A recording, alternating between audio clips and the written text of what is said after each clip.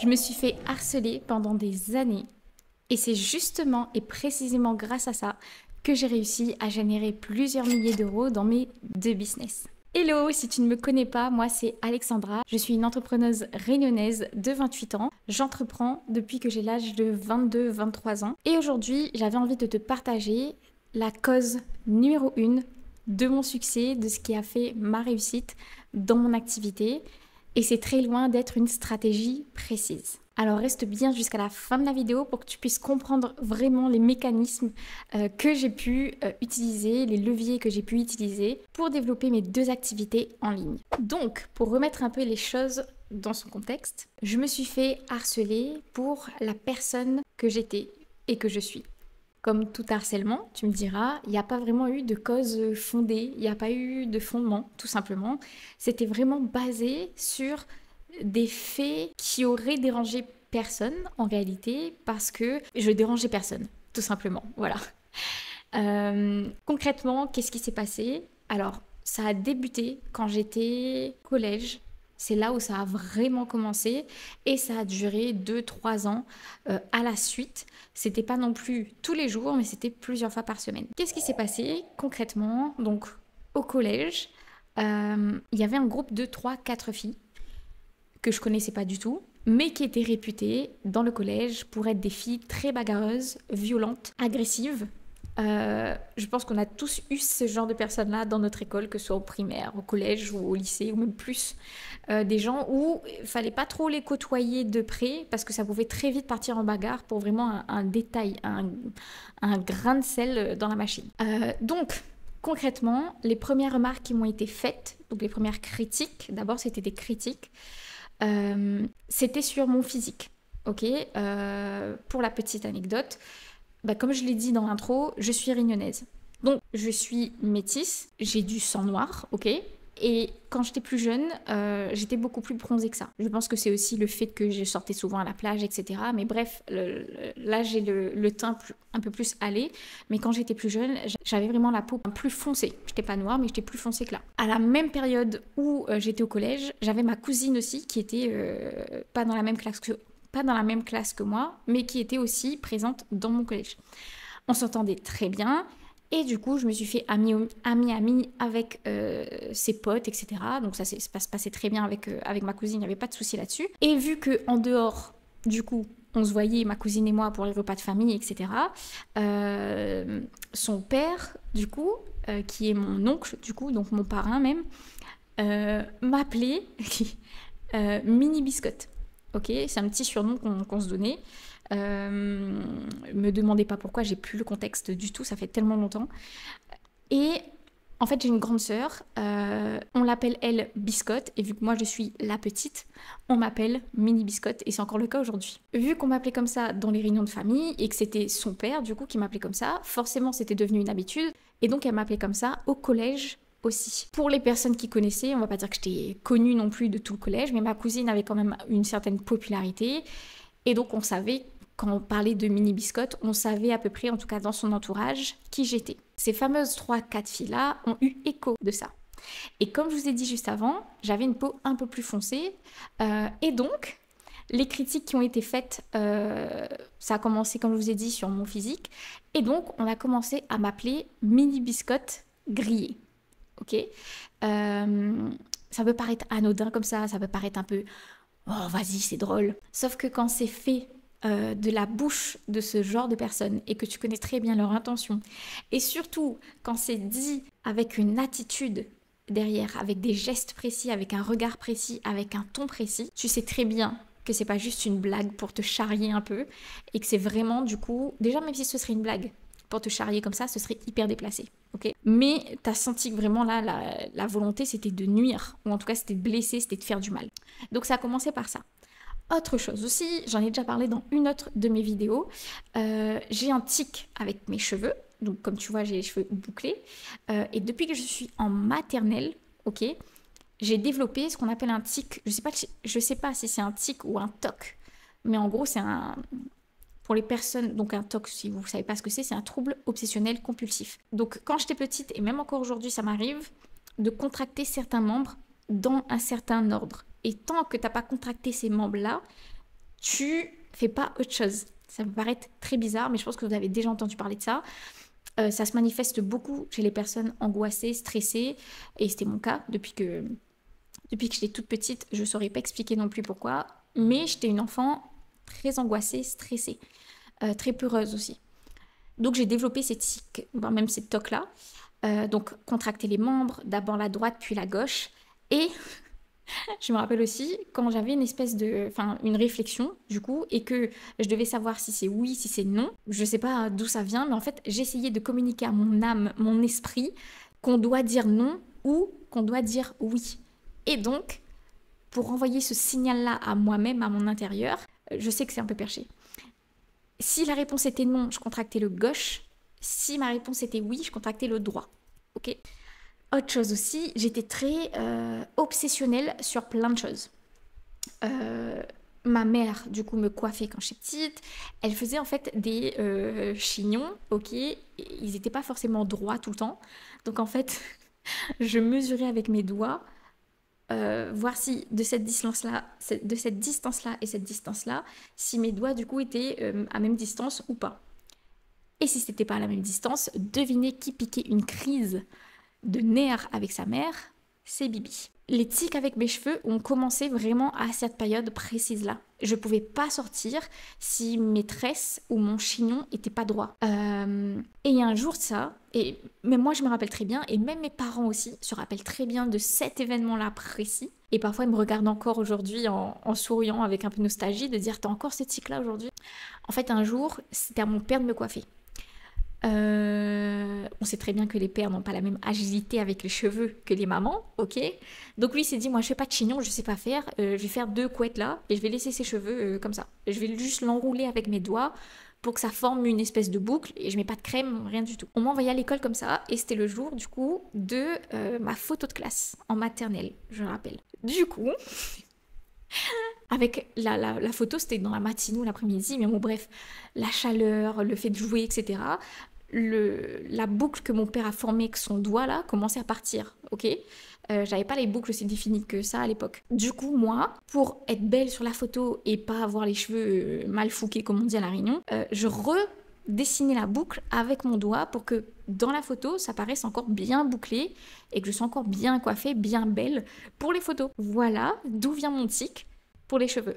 Tout simplement, vraiment, tout simplement. Aussi simple que ça. Et donc ce tic-là est resté au fur et à mesure. Et donc je prenais, et même encore aujourd'hui c'est le cas, je prends mes boucles comme ça et ben je joue avec. Ça m'aide soit à me faire baisser en tension, ou alors ça m'aide à me concentrer, ou je fais ce geste-là aussi quand je me sens un peu submergée mentalement ou émotionnellement. Voilà pour ce qui est l'origine de ce tic-là, ok. Donc comme je vous ai dit, ce tic-là m'a suivi et me suit encore aujourd'hui. Aujourd'hui, c'est plus un problème, mais je veux dire au collège, ce groupe de filles-là a commencé aussi à le remarquer et du coup m'ont menacé, vraiment menacé, de dire d'arrêter de faire ça, parce que si je continuais à faire ça, ok, elles me prenaient à la sortie de l'école pour me battre, déjà de 1, et des fois, elles me prenaient dans le coin du couloir à 4 ou à 3, ça dépendait, des fois elles étaient qu'à 3, des fois 4. Et elle me prenait, vraiment, elle me bloquait dans le coin du couloir et elle me disait, si tu continues à jouer avec tes cheveux comme ça, à faire ta pionte, à faire ton intéressante, et ben un jour, on va te rebloquer dans le coin du couloir et on va venir couper tes cheveux. J'étais comme ça, ok, à l'époque du collège. Je vous rappelle que moi, je suis quelqu'un de très timide à la base, assez peureuse, angoissée, et j'avais une peur bleue de me battre. Et surtout, avec ce genre de filles qui sont réputées pour... S'il y avait une bagarre à la sortie du collège, on savait à peu près qui c'était. Et c'était ce genre de fille. Enfin, c'était elle, précisément. Donc forcément, moi, j'étais comme ça. Donc, je les ai crues. Et en fait, je faisais tout. Genre, je les voyais au loin dans le couloir du collège. Je redescendais tous les étages, faire le tour du collège pour passer. Alors que ma classe était à 5 mètres. Mais il fallait pas que je les croise. Du coup, s'il fallait faire le tour du collège ou me cacher aux toilettes le temps qu'elles passent, et ben, je le faisais pour pas les croiser. J'ai commencé aussi du coup à complexer vraiment beaucoup par rapport à ma couleur de peau, par rapport à toutes les critiques qu'elle me faisait par rapport à mes cheveux. Elle me disait aussi souvent que je ressemblais à rien, que c'est pas parce que je joue avec mes cheveux comme ça que je suis belle, plein de trucs comme ça. Et les critiques ont continué sur, du coup, ma façon de marcher. Donc, elles ont vraiment cerné, scruté mon physique, mon attitude, mais, comme on dit à La Réunion, mon tourné-viré, pour vraiment cibler des trucs sur lesquels elles pouvaient relever, en fait, pour continuer à enrichir leur critique, en fait, leur harcèlement. Si c'était pas ça, du coup, c'était sur ma façon de marcher. Je marche n'importe comment. Et on dit des trucs vulgaires aussi. On dirait qu'on... Voilà, enfin bref, je vais pas le dire là. Bref. Enfin bref, dans ma façon de marcher, on m'a fait comprendre qu'en gros, je me prends pas pour n'importe qui. Ensuite, on m'a critiqué sur mes mimiques. Ok, les mimiques du visage, quand je parle, je fais des gestes avec les mains. J'ai une énergie, ça par contre, ça a toujours été, j'ai une énergie qui peut être parfois un peu débordante. Je souris beaucoup, je suis quelqu'un d'assez joyeuse, même si angoissée. Et donc, quand je parle, et bon, on peut vite sentir, tu vois, elle est bien, elle. Ou au contraire, elle est pas bien. Bref, on arrive, enfin, je suis très expressive. Pareil, on m'a critiqué là-dessus. On a commencé aussi à critiquer la façon dont je parle. Parce que pareil, généralement, quand tu as des mimiques dans la main, tu as aussi des tics de langage. Donc pareil, on a commencé à me critiquer là-dessus. Si c'était pas elle, du coup, parce qu'elle, à un moment donné, ça s'est stoppé, je sais plus pourquoi, c'était autour de mes amis qui m'ont critiqué, cette fois-ci plutôt sur ma personnalité et sur ce fameux côté joviale, joyeuse, etc. Quand je riais, quand je m'excitais pour rien du tout, même encore aujourd'hui, on va dire que j'arrive à me satisfaire de très peu pour être contente. Et donc même à l'époque, quand j'étais contente pour un truc, et ben en plus quand t'es jeune, tu vois, t'as pas forcément de retenue, t'as pas conscience forcément du regard des autres avant de recevoir les premières critiques, ok?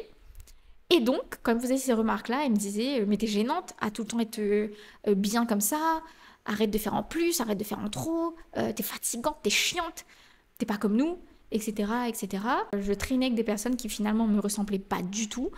En fait, c'était des copines de classe. On a commencé à se fréquenter dehors. Donc, c'est pas vraiment des copines que tu choisis. Enfin, tu les choisis, mais t'as pas conscience de qui elles sont vraiment. Tu dis, bah, elles sont dans ma classe. Ah ah, c'est drôle, on rigole en classe, c'est cool. Donc, on traîne ensemble en dehors. Ce sont devenus des meilleurs amis par la suite. Et en fait, pas pareil. Ça a été... donc, on était un groupe de 3, 4, je sais plus. Et à force de fréquentation, elles avaient une façon de penser. Elles aimaient beaucoup, par exemple, les commérages. Tu vois, à titre d'anecdote comme ça, ce qui me revenait le plus, c'était ça. Elles aimaient beaucoup les commérages, les ragots, etc. Le fait de parler avec les autres. Enfin, sur les autres, pardon. Je dis pas que j'ai jamais fait de commérage. À un moment donné, où on tous dans ce cercle-là, surtout quand tu as un environnement comme ça. Mais à un moment donné, quand ça allait trop loin, je disais bah, c'est bon, stop, là, à un moment, ça devient chiant de faire que ça, de parler sur les gens, parler d'autre chose, faites autre chose. Et puis surtout, je commençais aussi à relever le fait que vous vous comportez comme les gens que vous critiquez, en fait. C'est complètement ridicule. Et j'ai clairement dit à un moment donné, vous êtes médiocre à être comme ça. Pour autant, je continue à les fréquenter, mais bon, bref, c'est un autre sujet. Et donc, à force, on a commencé à me traiter de rabat-joie, coincé du cul. Encore une fois, t'es chiante, tu casses notre délire, t'es pas comme nous, etc. T'es pas comme nous, t'es différente, t'es chiante, ça revenait beaucoup, beaucoup, beaucoup. Et donc, petit à petit, du coup, j'ai commencé à sentir dans l'attitude qu'on faisait tout pour me critiquer, pour me mettre à l'écart. Si c'était pas sur ma personnalité, c'était sur mes projets. Ou soit on me posait pas de questions, soit on disait c'est bon. Au moment par exemple où je voulais lancer mon business en ligne, c'est bon, tu vas rien faire d'extraordinaire non plus, tu vas juste lancer ton business en ligne, ok? On a compris que tu vas lancer ça.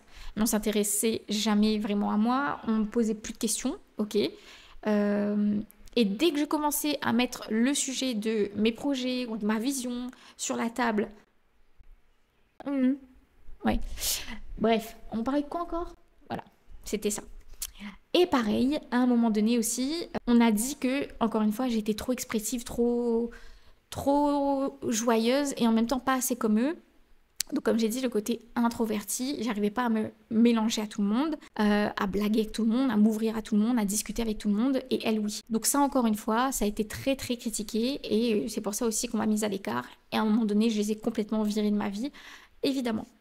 Sauf que ça s'est pas arrêté là parce que c'est autour de d'autres membres de ma famille qui s'y sont mis avec les mêmes critiques, etc., etc. Et finalement, quand t'as ce genre de critiques tout le temps, par plein de personnes différentes sur plusieurs années, dit de façon différente. Tu vois, des fois, on peut te faire des critiques de façon ouverte, c'est cash, il n'y a pas d'interprétation possible, c'est cash, ok? Mais parfois, c'est via une attitude, des non-dits, où tu assembles des pièces du puzzle, finalement, où inconsciemment, tu captes le message.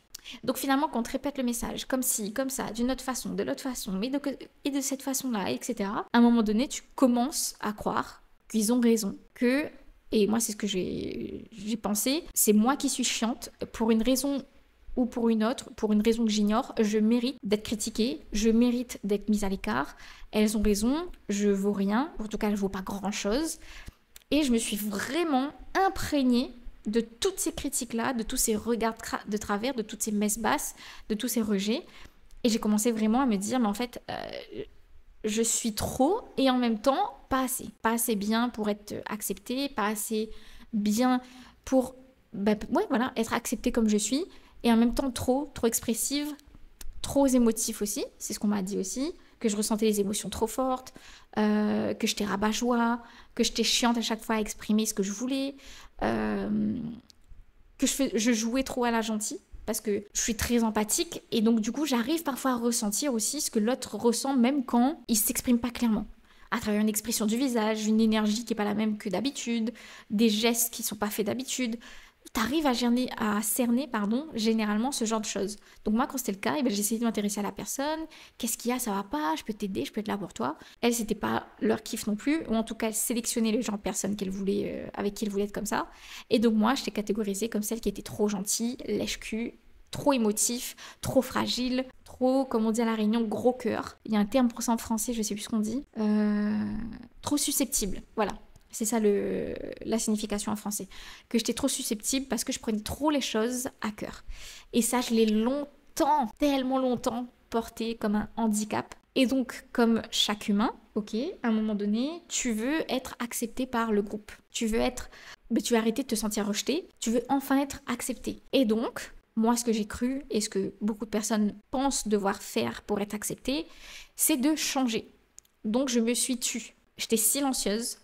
Mais j'étais en colère parce que je me privais de ma propre vérité, de ma propre essence. Et en fait, je me lissais, je me forçais à être quelqu'un d'autre, comme si j'avais enfermé la vraie moi dans une pièce au fin fond de mon âme et qu'elle essayait vraiment de tambouriner sur la porte pour sortir et pour dire mais change d'environnement, arrête en fait de faire semblant d'être quelqu'un que tu n'es pas pour être avec des personnes que finalement tu commences à même plus apprécier, voire même à détester.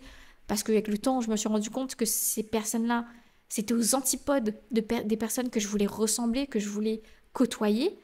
C'est pour ça que finalement, je les ai toutes mises de côté quand j'ai vraiment pris conscience que ça va pas. Mais à un moment, même si tu prends conscience que ces personnes-là sont vraiment hyper toxiques et que le problème vient pas de toi, ça a le temps, du coup, de te créer certaines croyances. Et comme je t'ai dit, du coup, ça m'a créé une nouvelle identité, finalement.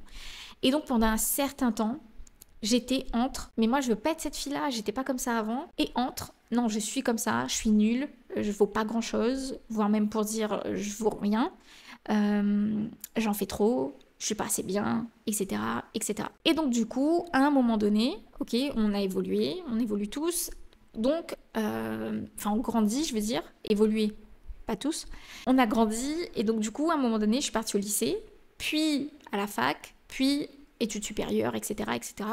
Et donc, je me suis fait de nouvelles amies, de nouvelles fréquentations, beaucoup plus saines. Et c'est à ce moment-là, d'ailleurs, en plus, comme par hasard, que j'ai compris qu'en fait, les anciennes amies que j'avais là, c'était loin d'être des amis, c'était même des ennemis déguisés en amis. Et c'est donc via ces nouvelles relations saines que j'entretenais et que j'entretiens toujours avec mes nouvelles amies, du coup, qui sont plus nouvelles aujourd'hui, que j'ai compris que j'ai de la valeur. C'est la première fois que je me sentais vraiment acceptée telle que j'étais vraiment et que c'était même je pouvais même être attachante, drôle. Bref, je redécouvrais finalement certaines facettes de moi que j'avais oubliées. Et ça faisait tout drôle parce que j'étais dans un nouvel environnement où j'étais valorisée. Ça, c'était le déclic. Mais encore une fois, tu commences à te forger une nouvelle identité, mais qui vient aussi se battre avec ton ancienne identité, de croire que t'es pas assez, etc. Donc c'était une zone d'entre-deux. Ok, ça a duré quelques années. Puis j'ai rencontré mon copain. Pareil, ça a été encore un upgrade dans la découverte de moi-même, dans une nouvelle estime de moi-même beaucoup plus saine, beaucoup plus profonde, beaucoup plus durable. Et ensuite, lui et moi, du coup, on a découvert l'entrepreneuriat au même moment. D'ailleurs, c'est mon copain qui m'a mis là-dedans. Et donc, à force, j'ai été appelée aussi par des ambitions professionnelles. J'ai toujours dit depuis petite que je voulais être entrepreneuse. Sauf que, encore une fois, comme tout le monde, je pensais que pour être entrepreneuse, il fallait être cadre depuis 30 ans, avoir des centaines de milliers d'euros en poche et surtout qu'il fallait créer un business physique. Parce que à l'époque, donc là on est en 2018, à l'époque, à La Réunion en tout cas, pas en France métropolitaine, mais à La Réunion, le business en ligne, c'est encore très nouveau, très peu connu. Donc j'avais très peu d'exemples devant moi, je savais qu'il y avait 2-3 boutiques e-commerce, mais c'est tout quoi. Ok ? Et donc, j'ai lancé ma première boutique e-commerce à La Réunion. Donc, on a acheté des formations, on a beaucoup investi pour lancer ce projet-là. Donc, il y a eu le marketing aussi, mais il y a aussi, dans le marketing, il y a la création de contenu. Moi, c'est quelque chose aussi qui m'a toujours plu, c'est le fait de transmettre. Dès que j'apprenais quelque chose depuis toujours, j'ai voulu, je partais parler avec mes copines, avec ma mère, peu importe, de dire, je viens d'apprendre ça, est-ce que toi, tu savais que ça fonctionnait comme ça, etc. J'aimais apprendre, expérimenter, tester, comprendre, pour aller retransmettre par la suite à d'autres personnes. Et donc, quand on a commencé à me dire création de contenu, transmettre ce que toi, tu sais à d'autres personnes pour les aider, surtout que moi, encore une fois, aider les autres, ça m'a toujours rempli d'intérieur, j'ai toujours aimé faire ça. Je me suis dit, wow, mais génial. En plus, Instagram, j'utilisais vraiment de façon personnelle. YouTube, pareil. Je me suis dit, là, je vais passer de consommatrice à productrice. Et génial. Donc, pas sans peur, bien sûr, j'ai commencé à communiquer. Et donc, ma première peur, évidemment, c'était de me dire, ok, il va falloir me montrer sur les réseaux sociaux. Donc, ma première peur, c'était de me dire, imagine qu'en fait, toutes les critiques que j'ai reçues depuis des années déjà, ça allait encore se perpétuer sur Internet via la création de contenu. J'avais peur, ok ? J'ai essayé de dédramatiser en parlant de ça avec mon copain, en me renseignant aussi chez les entrepreneurs chez qui je me suis formée, travailler du coup mon mindset pour le coup. C'est pour ça qu'à chaque fois je dis vraiment travailler son mindset, sa posture dans son entreprise. Tout commence par là, parce que si on a encore nos peurs et que finalement, même inconsciemment, elle continue à nous diriger, elle nous empêchera de faire des actions qui vont nous permettre de nous expandre, de se développer, etc. Donc, j'ai commencé à comprendre qu'en fait, toute cette peur-là, elle était vraiment dans ma tête et que c'est mon angoisse et mes traumas et mes mauvaises expériences qui, du coup, grossissaient cette peur-là et qui, finalement, tu crois que tout le monde va te voir, tout le monde va te critiquer et ça y est, alors qu'en fait, doucement, c'est juste dans ta tête, il va peut-être y avoir une critique de temps en temps, c'est tout. Et donc, poussée comme ça par un nouvel environnement sain, le fait de me nourrir différemment à l'intérieur, j'ai commencé à communiquer, transmettre mon savoir. Du coup, j'ai créé ma première boutique e-commerce à l'île de la Réunion sur les cheveux bouclés. On en revient avec mes fameux cheveux parce que ça a longtemps été une histoire d'amour-haine, comme vous l'avez bien compris depuis le début de cette vidéo. Ça a été aussi le sujet de mon harcèlement, etc. Et finalement, je pense que pour toutes les filles métisses, mais aussi pour les filles surtout qui ont les cheveux texturés, on a toujours eu ce rapport amour-haine avec nos cheveux. Et on se rend compte aussi qu'en fait, on a un message à faire passer derrière ça, que c'est pas juste des cheveux qui sont posés sur ta tête, c'est un héritage, c'est de nos ancêtres déjà, c'est des cheveux, en fait, c'est pas juste des cheveux, ça porte une histoire, ça porte des valeurs, ça porte une revendication. C'est via ça, nous aussi les femmes, qu'on prend notre place dans la société, même si ça peut paraître très superficiel, mais ça l'est pas du tout. Il y a vraiment un message derrière ça. Bref, du coup, j'ai porté ce message-là, vu que je l'avais, et je me suis servie de mon bagage, ok, de tout ce que j'avais vécu par le passé, de toutes les expériences bonnes et mauvaises que j'avais avec mes cheveux, de cette amour-relation-haine que j'avais, et j'ai commencé petit à petit à m'exprimer de cette façon-là dans mon contenu. Ok, donc c'était très naturel finalement. Plus je le faisais, plus mes peurs s'éloignaient et plus je me montrais telle que j'étais vraiment. J'avais le message que je voulais avoir. En fait, c'était pas non plus calculé, c'était vraiment naturel, limite inconscient chez moi de m'exprimer de cette façon-là parce que je commençais petit à petit à me sentir bien avec moi-même, en confiance, etc. Et donc, les mimiques que j'avais longtemps cachées, elles revenaient. Ma façon bizarre de m'exprimer commençait à revenir. Et sans me rendre compte, comme je t'ai dit, vu que je prends de la confiance, et ben ces choses-là, je les laissé s'exprimer, je les laissé sortir naturellement, finalement, comme j'étais. C'est là mon point de bascule. C'est là que j'ai compris.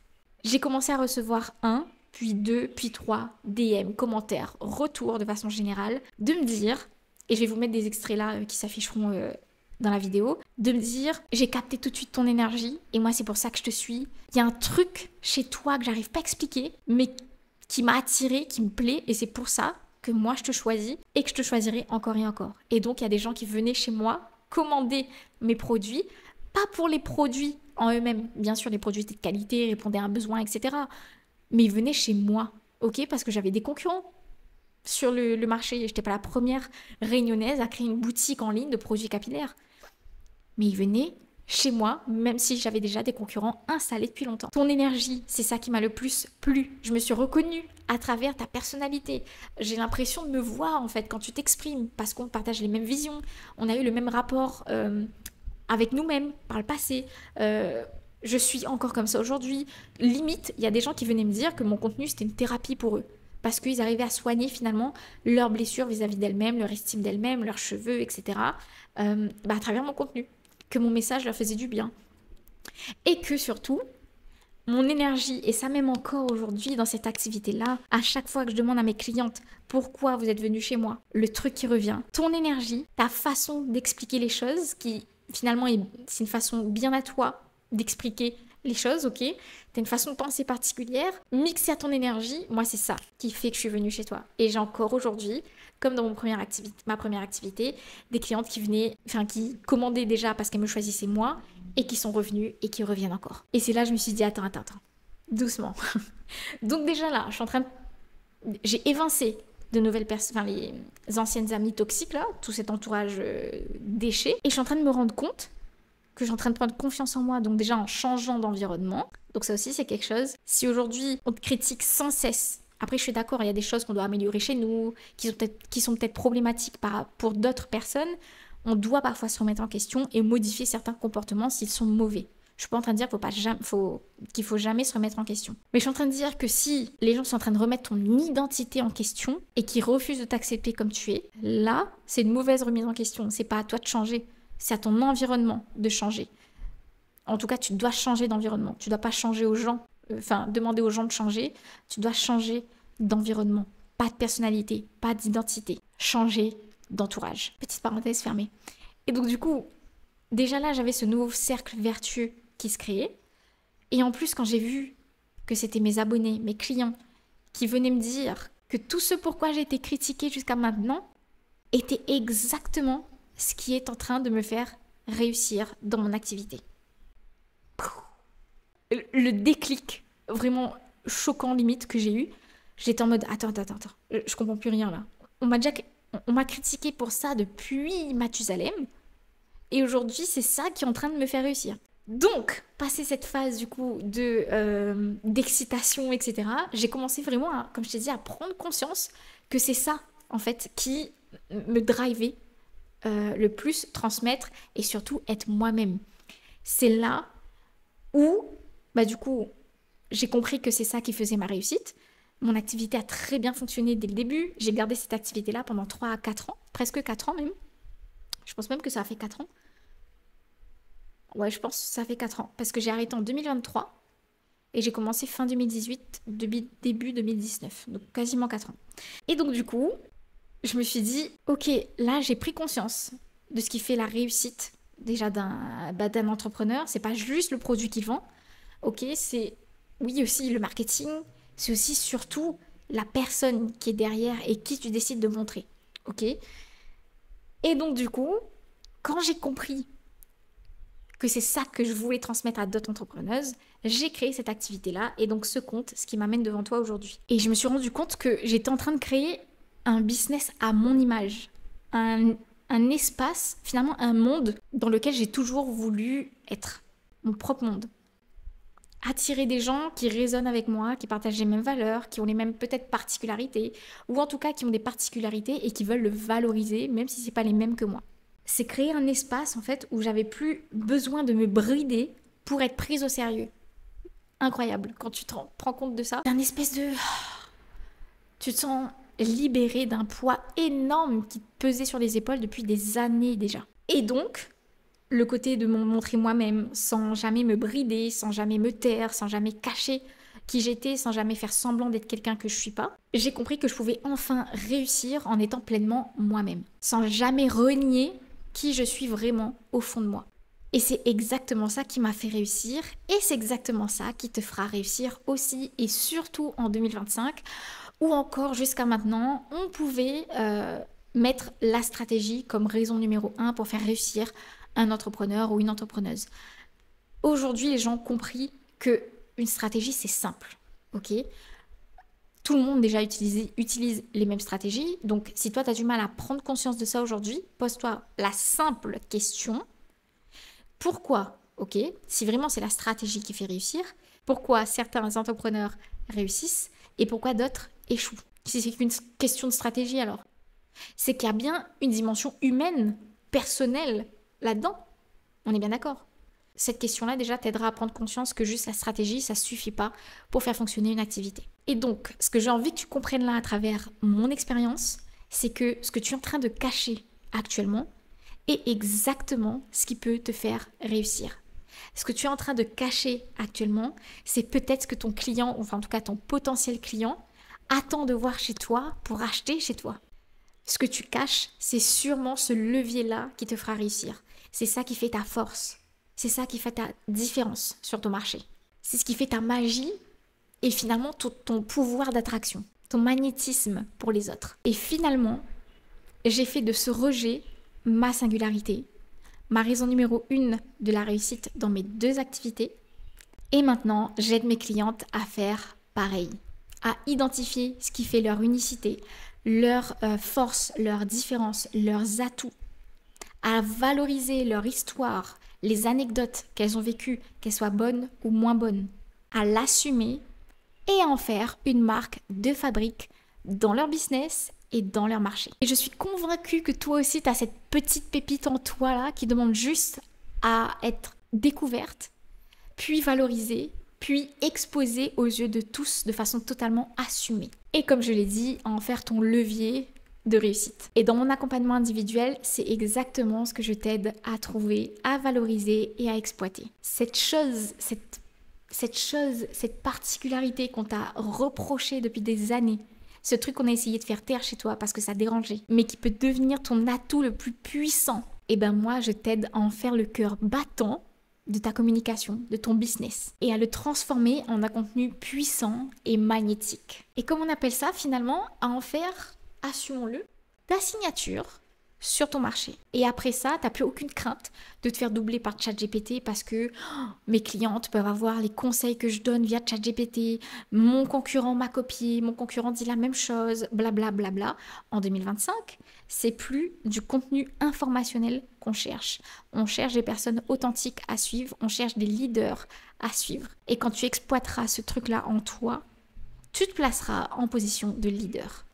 Tu auras de la lumière sur toi, tu seras beaucoup plus attractive et forcément à l'intérieur de toi, tu seras aussi beaucoup plus alignée et beaucoup plus confiante. Parce que tout ce que tu feras aura beaucoup plus de sens. Et pour moi c'est ça, le vrai personal branding. C'est à la fois celui qui t'aide à te réinventer et en même temps celui qui t'aide à révéler celle que tu as toujours été au fond.